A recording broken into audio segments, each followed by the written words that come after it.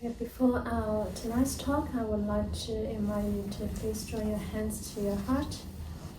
And you can say the sutra opening verse. You can repeat after me. Namo Fundamental Teacher. Namo Fundamental Teacher. Shakyamuni Buddha. Shakyamuni Buddha. Namo Fundamental Teacher. Namo Fundamental Teacher. Shakyamuni Buddha. Shakyamuni Buddha. Namo Fundamental Teacher. Namo Fundamental Teacher. Shakyamuni Buddha. Shakyamuni Buddha. The unsurpassed. The unsurpassed. Profound. Subtle and wondrous Dharma. Subtle and wondrous Dharma. It's difficult to encounter. It's difficult to encounter. In hundreds. In hundreds. Of thousands. Of thousands. Of millions of kappas. Of millions of kappas. I now see and hear it. I now see and hear it. Receive and uphold it. Receive and uphold it. May we understand. May we understand the true meaning. The true meaning of the Tathagata. Of the Tathagata. Namo Amituofo. Namo Amituofo. Okay, welcome everyone to our weekly Dharma talk.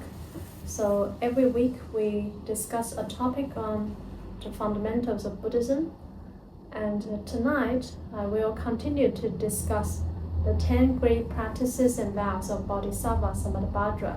Samantabhadra in English also means universal worthy. Bodhisattva, universal worthy. 普贤菩萨. The 10 great practices and vows of Bodhisattva, universal worthy. 普贤十大愿望 are the necessary, most important practices and vows for the Bodhisattvas.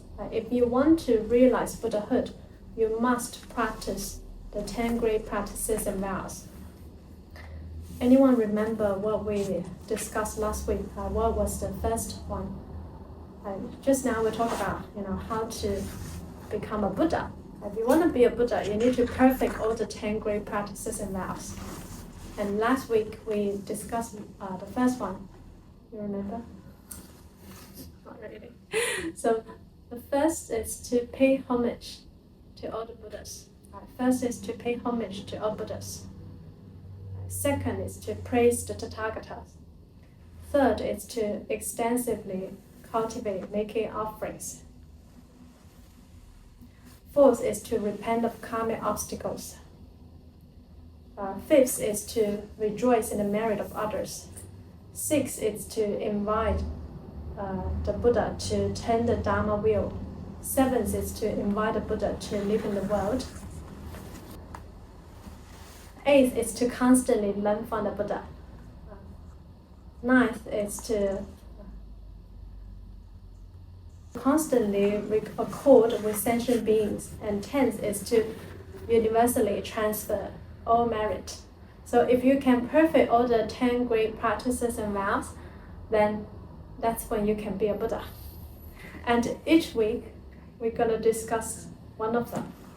Oh, you want the Chinese? Yes. Okay. 一者礼敬诸佛，二者称赞如来，三者广修供养，四者忏悔业障，五者随喜功德，六者勤转法轮，七者请佛住世，八者常学佛学，九者恒顺众生，十者普皆回向。So this is like PhD, postgraduate, high level of Bodhisattva practices. If after we go to the Pure Land, it's not like we've got nothing else to do. No, we still need to perfect all these Bodhisattva practices in order for us to realize the final Buddhahood.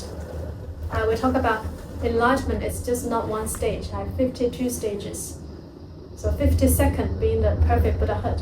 That's why it's so difficult. To know and then to do, it's completely like a huge gap. So that's why it's called the 10 great practices and vows. It's not enough you just vow, I want to be a Buddha. Most importantly, practices. Practices before vows, then your vows are not empty. That makes your vows valuable. So last week we discussed the first practices and vow. First is to pay homage to all Buddhas. What does that mean? How will you remember?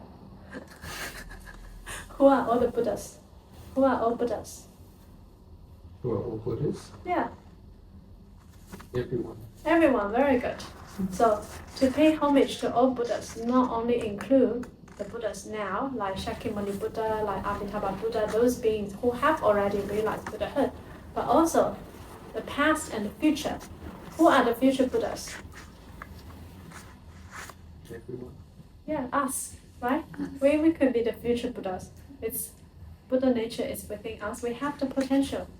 We have the infinite potential within us. It's just waiting for us to really realize it. So it's a long process. But hopefully this life, after we go to Amitabha Buddha's Pure Land, we can quickly realize Buddhahood. In this world, it's difficult to practice. Because almost everything, every day you interact in this world, a lot of things help you increase your greed, anger, and ignorance. So your environment is very important for your practice. But in Amitabha Buddha's Pure Land, it's like you go to a much better world, much ideal for your practice, for you to gain your PhD degree in Buddhism. Yeah, because your teacher will be like Amitabha Buddha, Guanyin Bodhisattva, like highly enlightened beings. In this world, difficult to find even one enlightened being. Like after the Buddha entered Nirvana, there are some enlightened beings, but nowadays, like in the Dharma ending age, what's the characteristics for the Dharma ending age? What's defined as the Dharma ending age? The Buddha said, so after he entered Nirvana, 涅槃了以后, 1,000 years, then it's called the right Dharma age, where there are lots of people still practicing, and lots of people can realize enlightenment because the Buddha is not too far away from them. And lots of people talking about the Dharma.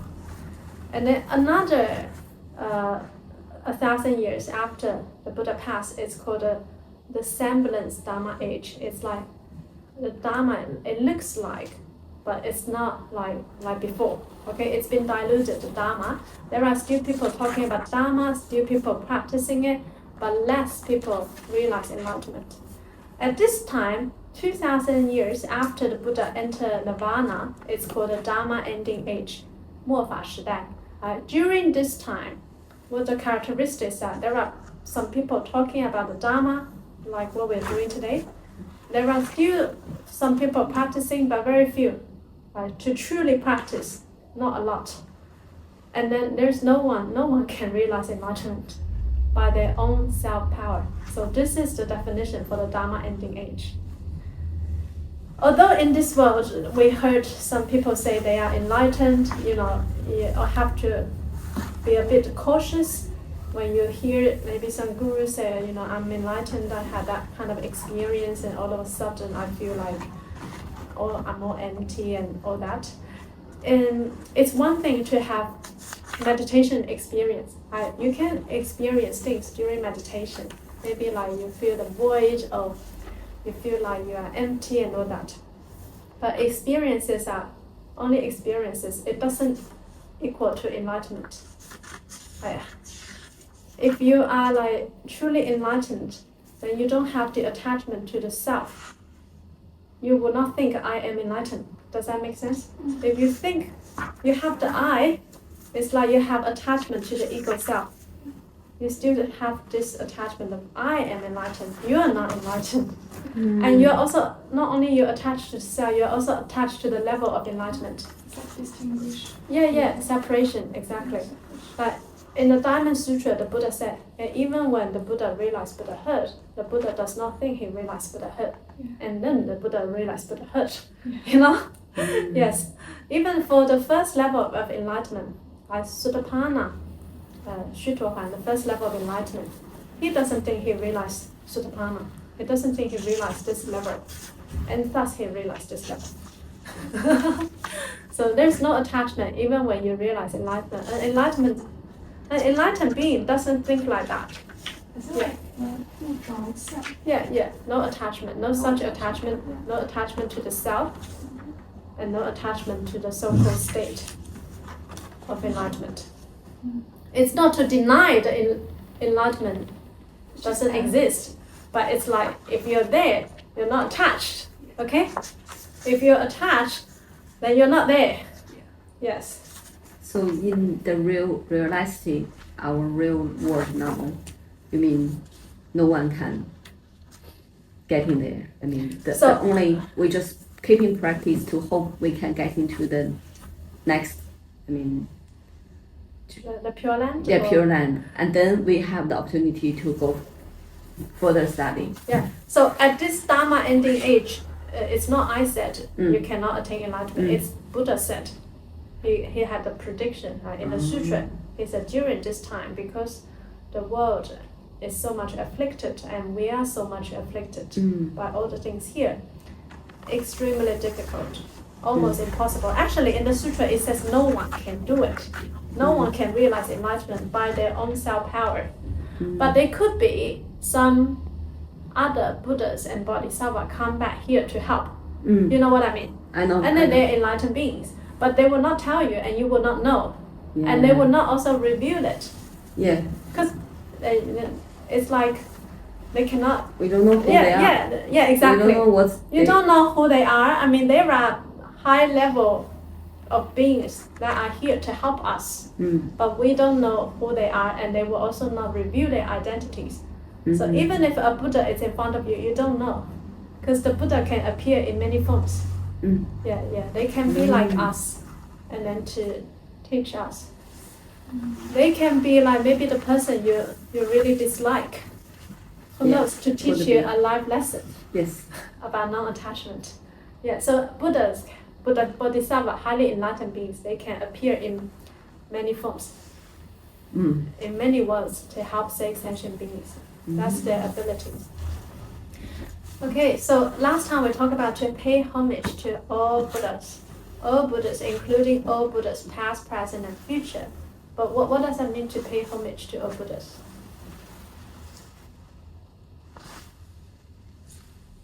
Respect. Respect what? That people have a Buddha nature. Yeah, very good. To respect the beings' Buddha nature. So, like, you should respect your kids' Buddha nature. Even though maybe they're very naughty at the moment and then they maybe make you angry, but you respect their Buddha nature. And this can help us to let go of also our ego, our pride, or we think we are better than them. But actually we're equal. Our Buddha nature is equal in this sense. And then, so they are also Buddhas too. Right? Maybe, we are also Buddhas, but asleep Buddha. Haven't woke up yet. So they're sleeping Buddhas, we're also sleeping Buddhas, so we're all equal. So we all have the Buddha nature. If you can think of everyone like this, then you will not look down at anyone. Even每个人的善根是吗？就是佛性 Buddha nature. Even the beggars on the street, the homeless, they also have Buddha nature. We should not look down at them. It's only due to maybe some kind of conditions now that result like this. But we should not be in contempt of anybody because they also have the Buddha nature. And they are equal. Even like animals. Of course. Plants. Plants. So in Buddhism, there is a term called sentient beings and non-sentient beings. So sentient beings are beings that can, have feelings, emotions, like all this. And non-sentient beings are like plants. But some scientists say plants also have emotions and feelings, but it's like there are spirits attached to them. You know what I mean? Like trees and all this grass, there are always spirits attached to them as well. Yes. So they don't have spirit by themselves? Just some spirit attached to them? Yeah. It's like they're like houses. Yeah. If the spirit leave, they die. Yeah. Also, if we take off the plants, I mean, if the spirit also. The spirit can move house. Yeah. They left. They can go away. Yeah. So a bit different from whereas like the animal is like they live in that. Yeah. They have spirit. Itself. With like designed. Yeah. So some people argue, why you eat plants? Because plants also have spirits. I mean, to compare like eating animals and plants. Like when you kill a pig, the pig will really scream. The pig will scream so loudly. The pig will, yell and all this. And when you sort of like take out a plant, it's not like that. It's different, like non-sentient and sentient. And the spirits that attach to the plants, they can live. Yes. And I mean, it's okay if we don't, if we can survive just by breathing the air.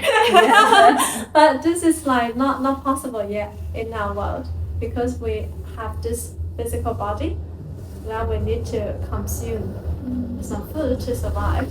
It's not like in the Pure Land you don't have to consume food to survive, because they have like golden bodies, different type of body. They don't need to eat there. But if you have the habit of eating, when you first go there, you want to eat, at a mere thought, all the food will appear in front of you. So we're talking about really high dimensional existence. So different from this world. Yes. Okay, and second is to praise the Tathagata. What's the Tathagata? What does Tathagata mean? 如来, 称赞如来. Praise the Tathagata. You know the meaning of Tathagata? Yeah, every time before our talk, we say, may we understand the true meaning of the Tathagata, right? So Tathagata in Sanskrit, in English, it can be translated by the thus come one. The Tathagata is a title for the Buddha, for a perfect enlightened one. So a Buddha has many titles. You can call the Buddha, well-honored one, Tathagata, teacher of the heavens and humans. So many titles for the Buddha. Why the Buddha is called Tathagata? Tathagata means the thus come one, or the one never comes nor goes. It's like the thusness, the suchness, the one that thus comes. This is another word to describe our Buddha nature. Tathagata or Tathagata means the storehouse. Also means our Buddha nature. So many names to describe our Buddha nature. The Buddha nature never comes nor goes. The Buddha nature has no birth, no death. The Buddha nature has no beginning, no end. It's the thusness, suchness of the reality. Can anyone understand what I'm saying? Yes? Okay. Pablo, you can share a bit.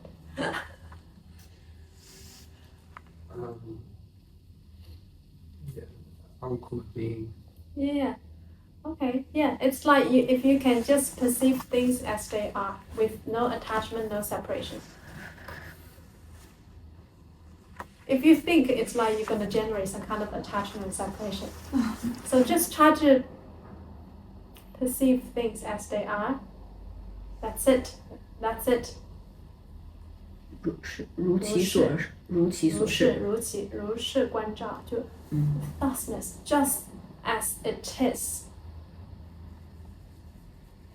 No attachment, no separation. No judgment. No nothing. Do nothing. So, at one time when the Buddha was giving a Dharma talk, some people invited the Buddha to give a talk. He didn't say anything. All he did was holding a lotus flower. And like this, imagine I'm the Buddha. Imagine I have a lotus flower.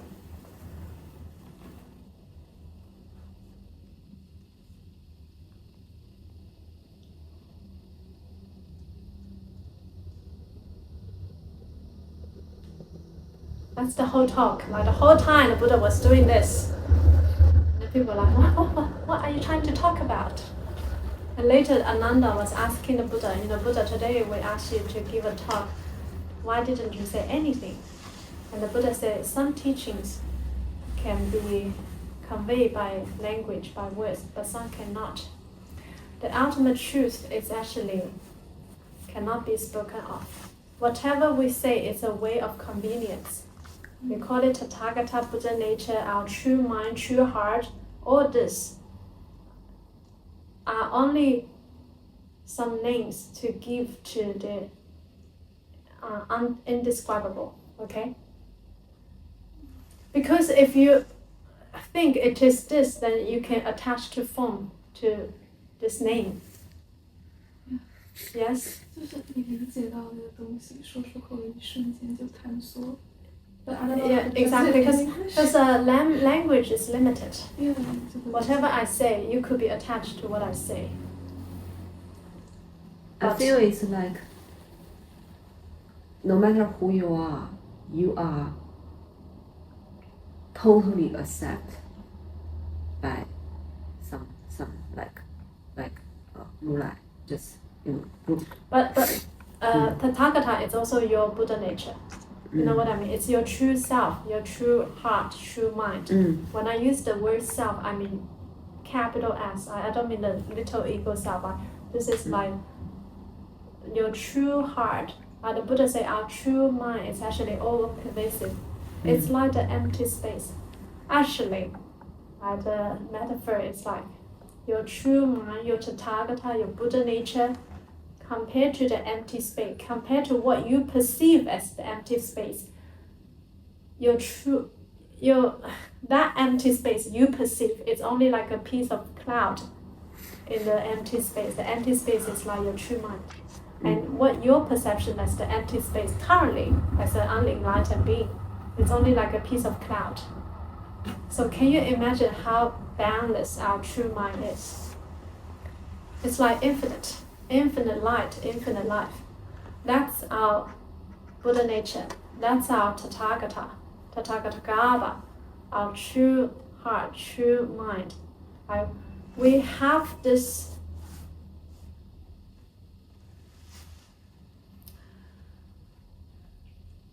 maybe I just say awareness, but like it's not just awareness. Do you know what I mean? I'm using this word as a way of convenience. This awareness or ability to be aware or to perceive, this ability behind, that's the true source of everything.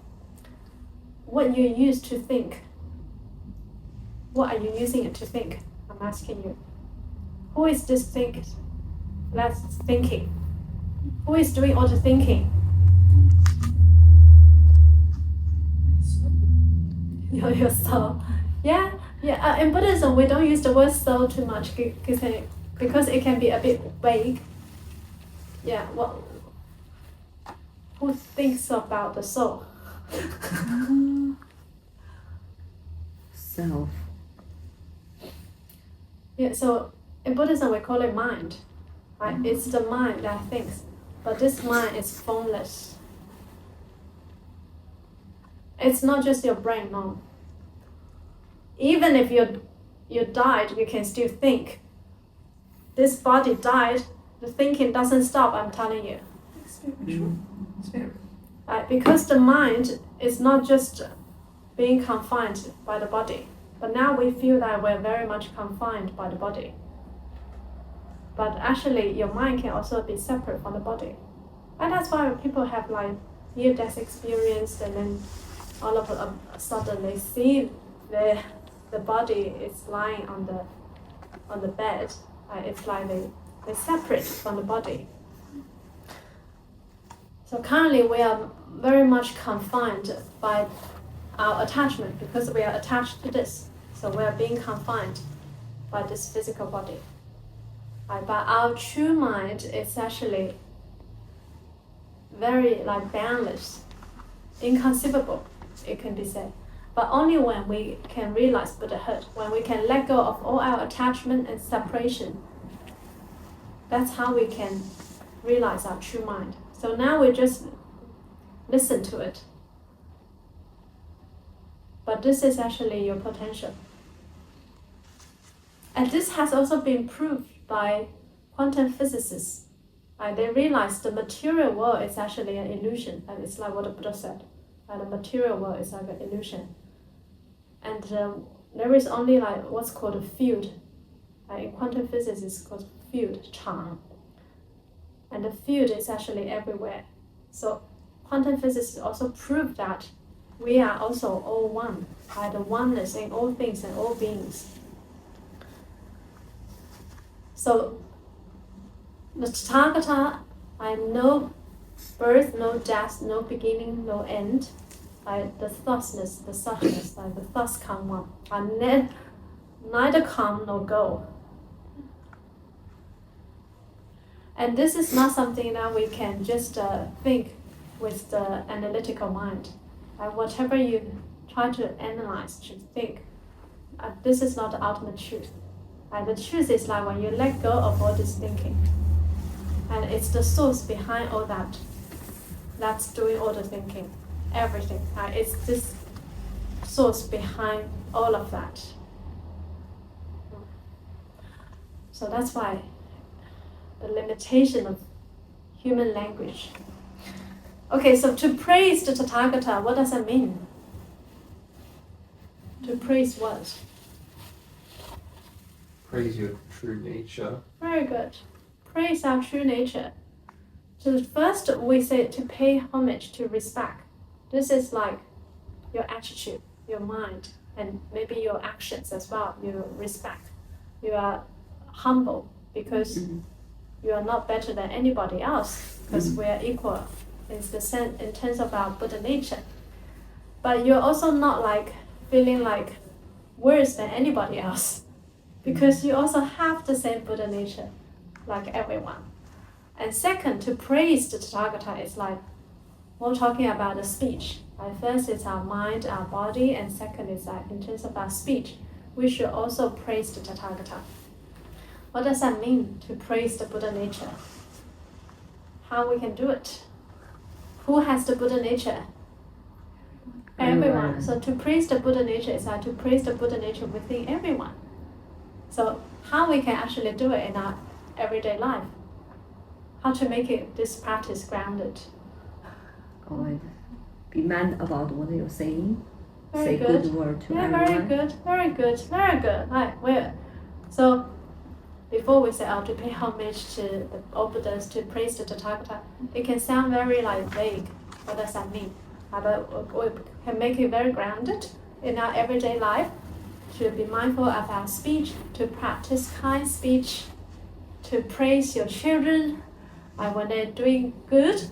If they're not doing so well, we should also try to be patient, to be mindful of our speech, to praise the Tathagata, to respect the Buddha nature. They also have the Buddha nature within them. So we should first pay homage and second, praise the Tathagata. Try to look at the good of others. This you will not generate afflictions. If you're focusing on the bad side, then you're going to generate afflictions. Try to see the Buddha nature. Why when the Buddha look at us, sentient beings, the Buddha is not afflicted? The Buddha doesn't have any worries or afflictions or suffering, because he sees your Buddha nature. He sees your potential. He's not attached to what you're doing right now due to your ignorance. If you can see everyone like this, you transcend suffering. You can transcend suffering. Because a lot of suffering are caused by we are attached to what other people are doing, saying now. Because we are not really seeing the Buddha nature. We are seeing due to like the ignorance. We are attached to their ignorance. You're attached to ignorance, then you are at the same level like them. Because you generate afflictions in yourself, and that's not good.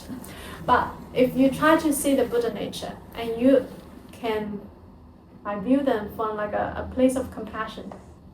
Compassion is like due to ignorance, so now they're doing this. Maybe they're hurting us or something. But from compassion, then you can also give rise to forgiveness, and to try to also respect they have Buddha nature. So it's like we need to build up very strong confidence with everyone's Buddha nature. Confidence. You don't need to build up confidence because they already have it as it is. Do you know what I mean? It's just they don't know it yet. They haven't come to sessions like this. So they haven't got a good karma and causes and condition to encounter Buddhism. So it's not like you need to be confident they have it. No, they already have it. They already have it. It's just they don't know. We just need to believe, strongly believe, 100% believe. Believe what? Everyone has Buddha nature. it's not like you need to believe because it is as is. it is. If you say you need to strongly believe, it means you maybe have some doubt. Yeah, it's also attached with something like. Yeah, it is already as it is, it is. And then someone asked the Buddha, how do you know the Buddha in the Suragama Sutra, Len Yan Jing? A king asked the Buddha, Buddha, you say we have the Buddha nature, that's no beginning, no end, no birth, no death. How do you know? How can you prove that? I just now, a guy downstairs, he also asked me the same question. Like, how do you prove it? I said, we have Buddha nature. How do you prove it? And then the Buddha said, okay, imagine when you were young, you look into the mirror, and then you see your face. Did I say that before? No. Okay. So what do you see when you look into the mirror? When you were young? Beautiful young people, very energy. Good. Very good. Now when you grow old, again you look into the mirror, what do you see? Old. Wrinkled, old. Wrinkled. Yeah. So white hair. many things change, right? Since you were young and old. But in between this time, as time goes, a lot of things change. But in between this time, there is something that did not change. What's that? Try to find it. You are in the mirror.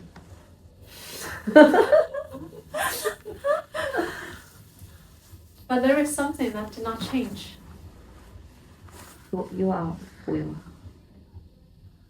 Well, what's this you? But the form changes all the time. Our body, our look changes all the time. But there is something that did not change. Has your awareness changed? The ability to aware change? No, right? It's like this knowing. Oh, I'm young, I'm beautiful, I'm fat, short. And, oh, now I'm old, I'm wrinkled. It's like this knowing hasn't changed. It doesn't matter what you know, but like this behind it, this knowing, this awareness, like a mirror, doesn't change. This will not change no matter how the time goes. And that's why it will not change as time changes. This thing will not change. Or well, you're sleeping and you're not even dreaming, you're just unconscious, do you think? But you still have that awareness. That awareness hasn't gone. You are aware you are sleeping. And we have But then dreams. I forget in the morning maybe. But doesn't matter. This thing never turn off. This thing never turn on or off because it is as it is. Do you know what I mean? It is always here. And everything arises from this thing. It's not physical, right? It's not physical, no. But all the material and everything also arise from here. Because how is this happened? Someone's mind think of it. And then someone goes and manufacture it. Right? So that's why the Buddha said, the mind creates the reality. Everything arises from the mind. But when the Buddha said the mind, he doesn't mean just the brain. The Western world try to narrow down the mind as, because we have the brain so we can think. No. It's not like that. Even without a brain, you can think. Yeah, and then that's why people can be like out of body, they can, even when you're dreaming, you don't feel the body. Sometimes when you're dreaming, you're elsewhere. So this will not change. The ability to be aware, it will not change, regardless of the time. Right? Since you were young, you were old, it did not change. It will not change even after you passed. And when you died, you'll be like, oh, now I'm dead. And then your mind, your consciousness will go somewhere else. But this is like the deluded mind. But even the deluded mind, it's from the true mind. It's from the Tathagata.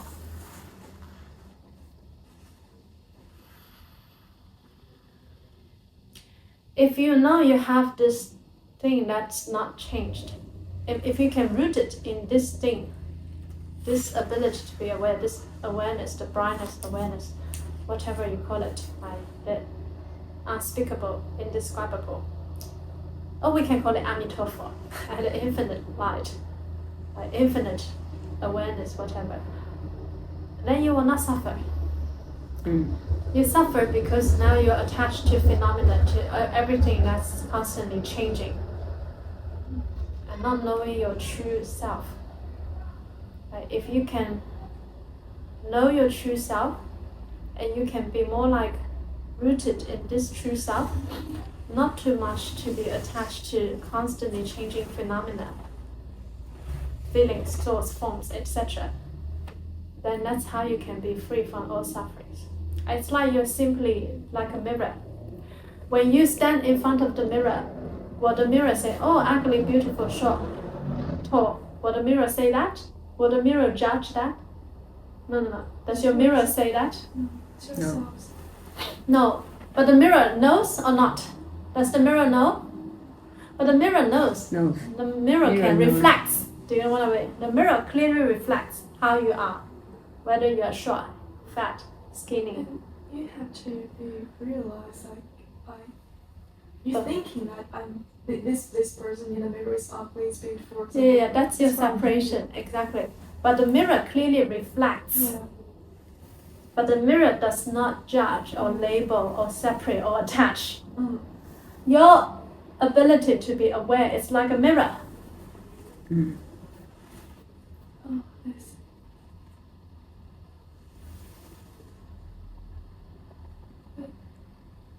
In that case, I don't get peace forever.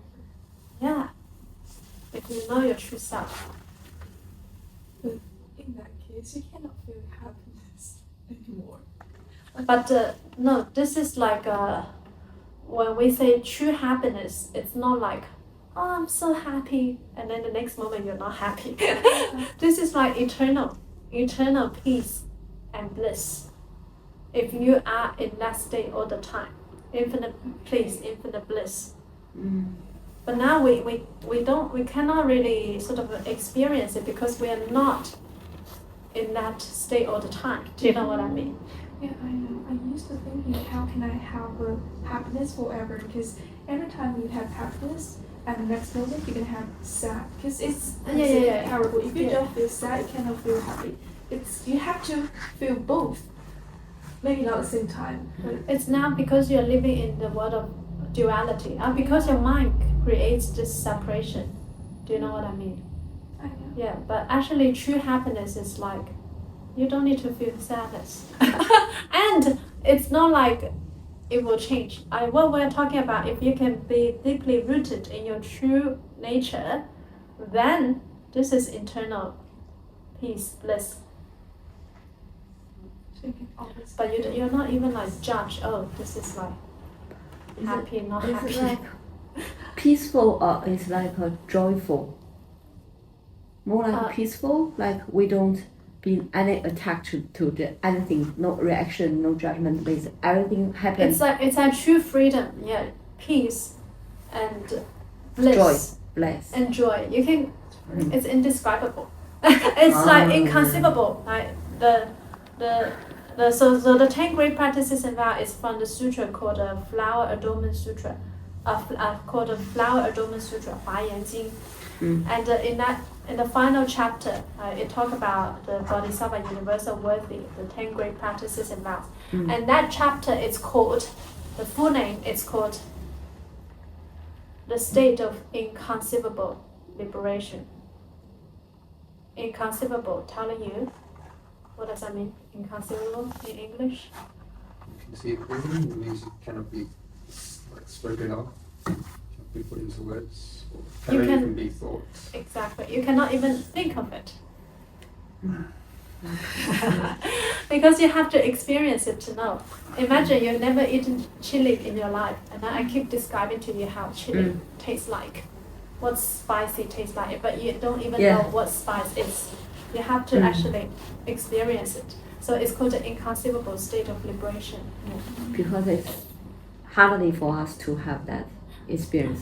Yeah, but let's put it very grounded into how we can incorporate in our daily life is to see the Buddha nature in all others, and to be mindful of our speech, to practice kind speech, and to give rise to compassion.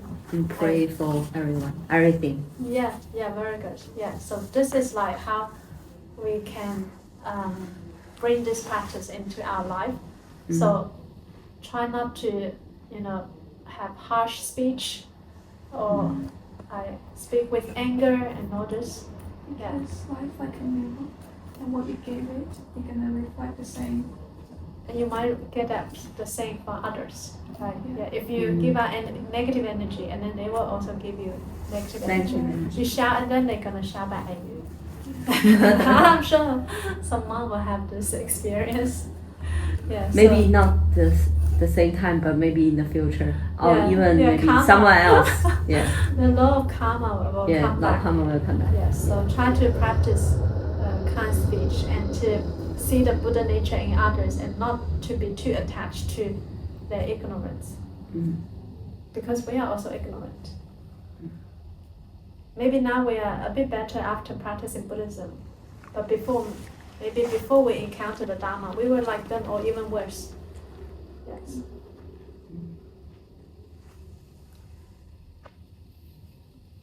Anyone wanna say anything or share anything or ask anything?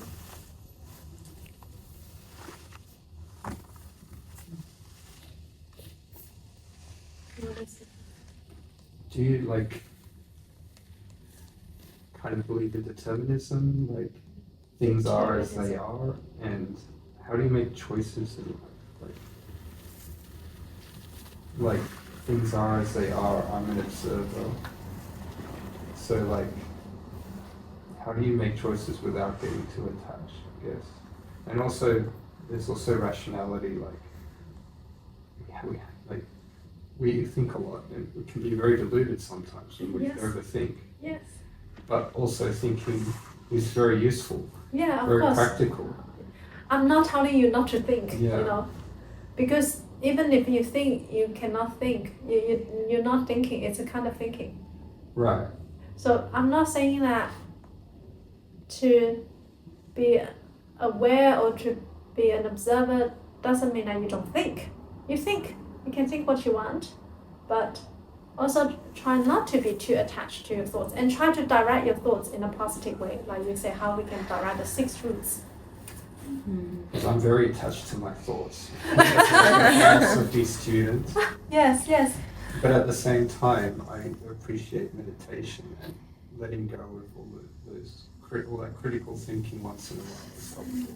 Because if you think too much, like the critical thinking, you may get maybe sometimes first stuck, and second, you get too tired. If you think too much, you cannot actually maybe get a way out, a solution. Yes, I mean critical thinking is also helpful. So it's also helpful, but it's like, in what way do you use that? You know what I mean? Yeah, I guess maybe for me right now it's sort of a balance, because I recognize through meditation, clearing the mind, I can see things more clearly and use my reason in a better way. Yeah, exactly. So whenever I realize I'm overthinking, then maybe I'll do a meditation. Very good. But I don't at the same time think I have to stop thinking or something. No. But it's not like you have to stop thinking, but it's like you are being aware of your thoughts, and then you can filter them. Oh, this is not useful. Oh, this is useful. You know what I mean? You filter them, and then you can make better choices in your life. If you don't filter them, then you're thinking a lot of rubbish, and then you act out from those rubbish thoughts. Then you're gonna make bad choices, life choices. But if you're being aware of your thoughts, which are good, not good, healthy, not so healthy, then you act maybe according to the good ones, and to create good karma in your life. Same for desires as well. Sometimes you can get overwhelmed by, having desires, not getting what you want. Of course, But suffering. At the same time, it's not bad to have desires. So it's like trying to figure out, what's not helpful for me. Exactly. I mean, there are also good desire. For instance, the desire to share the Dharma, the desire to help others. But it's like, I'm also not desireless. I want to share the teachings to as many people as possible. This is a form of desire. But it's a good form of desire if if I'm not attached to maybe the result. For instance, I'm not attached to how many people come, or whether people, what people say. Like I'm not attached too much of that, then I will not suffer. Yes. Sometimes I was like attached by the desires, not good desires. Sometimes I was like, I should do my homework or something. But at the same time, I was like, okay, I want sleep. So it's like because we have the habitual tendency, right? Maybe our tendency to be lazy, and we cannot control that yet. I should go to gym, but I really want to have a rest. Yeah, in that case, you have a rest. If you really feel like, I just need a rest, or I cannot be bothered with gym, you have a rest. But then you are aware, okay, maybe I should be more diligent with my exercise or with my meditation practice, whatever. But you are aware of that. But at the moment you know that you cannot do that yet, then that's okay as well. You can accept it. It's just like, but you are aware maybe there is room for improvement, but you can also accept whatever that's happening now. And then in that way you don't suffer. If sometimes it's like, I want to go to the gym but I can't, and then you create a lot of internal afflictions. That's not good. Maybe you're just not thinking, don't think about, I'm so tired, I want to just stay at home. You just do it, and maybe just put on the clothes and out of the door. Yeah, but like sometimes you get dragged by your karmic habits and you can't like put on the clothes. Your energy is not strong enough to. It's a moment to moment awareness and practice. We all have a lot of maybe bad habits, strong habitual tendency we cannot control, and that's fine. In the moment you're aware, you accept it, because if you can't change it right now, you just accept and you stop these internal afflictions first. So you don't have to criticize yourself too badly, because that again creates a lot of suffering. But you are aware maybe there's room for improvement, and you can give us to the heart of repentance, which we're going to talk about on the fourth practice. But to repent doesn't mean that you have to keep criticizing yourself again and again. Okay, we don't encourage that. It's the middle way, the middle path. Yeah, Buddhism is the middle path. And whatever that does not make you generate afflictions, that's good. Yeah. She's tired. Okay, so anything else? No? Okay, let's do a merit transfer and then we'll finish tonight. Okay. May we be born in the Western Pure Land. In the Western Pure Land, Have 9 great lotuses have 9 great lotuses as our parents. as our parents. When the lotus opens, When the lotus opens, we see the Buddha we see the Buddha and realize the Dharma and realize the Dharma of non-arising, of non-arising, and be accompanied by non-regressive non-aggressive Bodhisattvas. May all sentient beings May all sentient beings be happy and free from suffering. be happy and free from suffering. Namo Amituofo. Namo Amituofo. Okay, rejoice in the merit of all of you for listening to the Dharma tonight, and hope you can, in your everyday life, live to have peace and happiness. I just remember Amitabha. It's okay, you don't want to go to the gym, Amitabha. Just Amitabha. And try not to generate afflictions. That's the most important. Yeah.